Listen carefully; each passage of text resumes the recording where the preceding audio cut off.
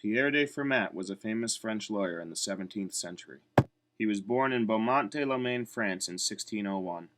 His younger schooling was undocumented, but he attended the University of Toulouse where he earned his law degree. Fermat established himself as a government official and lawyer, but as one of his colleagues described him, Fermat, a man of great erudition, has contact with men of learning everywhere, but he is rather preoccupied, he does not report cases well, and is confused. That preoccupation was Fermat's love and interest in mathematics. Although Fermat was considered an amateur mathematician, he played an integral role in many mathematical discoveries of his time, and was considered one of the leading mathematicians in the world. Fermat was a controversial figure in the world of mathematics, making enemies with many well-regarded mathematicians, including most famously René Descartes. Descartes was considered one of the most important figures in modern mathematics, and his works are still often studied in universities around the world. Fermat was given a copy of one of Descartes' books and asked to give an opinion, to which Fermat responded to it as groping about in the shadows. Fermat had a problem with many of Descartes' methods and offered criticisms with which Descartes was very displeased. Eventually, the two great minds met up to discuss their disagreements. After the meeting, Descartes wrote to Fermat, "Seeing the last method that you use, I can reply to it in no other way than to say that it is very good."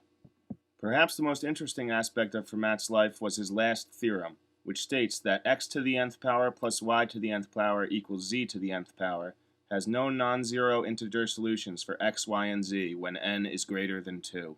The restriction placed on the theorem that n be greater than 2 is necessary and can be seen using the Pythagorean theorem. There are many known Pythagorean triples such that a squared plus b squared equals c squared. For example, 3 squared plus 4 squared equals 5 squared. As the theorem states, however, there are no such triples when the exponent, n, exceeds 2. Fermat studied this theorem and wrote in the margin of one of his works, "I have discovered a truly remarkable proof which this margin is too small to contain." It has come to be believed that due to the complexity of the problem and the limited technological resources available to Fermat, that his proof was in fact flawed, although seeing as how it has not been seen, it is impossible to know for certain. Proving the theorem became a kind of holy grail for mathematicians everywhere, and an actually accepted proof took over 300 years of attempts for some of the world's best minds. The failed attempts were not in vain, however, as they have led to innumerable mathematical discoveries, including the commutative ring theory. The story of the modern proof of Fermat's last theorem is remarkable in itself. Andrew Wiles, a Princeton University professor, was credited with developing the first proof of the theorem in 1993. Wiles first came across the theorem as the 10-year-old boy in the Cambridge University library where his father worked. He attempted to prove the theorem in his teenage years, but eventually came to the conclusion that it was a much more complicated problem that he could not reasonably solve with his limited expertise. Even as a well-respected professional mathematician, Wiles did little work on the proof, considering it a waste of time and resources, as many minds before him had failed to accomplish one. In 1986, while drinking tea with a fellow mathematician, it was brought to Wiles' attention that a connection had been drawn between an abstract 1971 mathematical concept known as the Taniyama-Shimura conjecture and Fermat's last theorem. This connection sparked Wiles' interest once more in the theorem, and he became obsessed with developing a proof. Wiles worked tirelessly on the proof in his study, and it took up most of his free time. After 5 years of work on the proof, Wiles announced that he was very close to solving it, an announcement that put the world of mathematics on edge. What Wiles didn't know was that it would take him 2 more years to fully complete the proof and present it in a series of lectures at Cambridge University.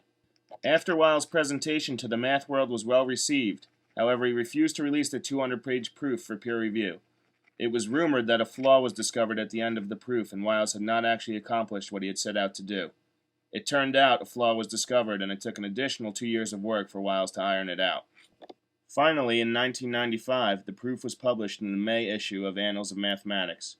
Due to the complexities of the proof and limited amount of people who could actually understand it, it took over 2 years for the proof to be accepted by the math world. Wiles had finally accomplished the impossible and solved Fermat's last theorem. Fermat's last theorem was a thorn in mathematicians' side for over 300 years. Its simplicity to state made it tantalizing to attempt to prove. However, its complexities were innumerable. Even with Wiles' proof and unlikelihood that Fermat had one himself, the idea that there may be a simplistic 17th century proof still out there is one that continues to make Fermat's last theorem remarkably interesting.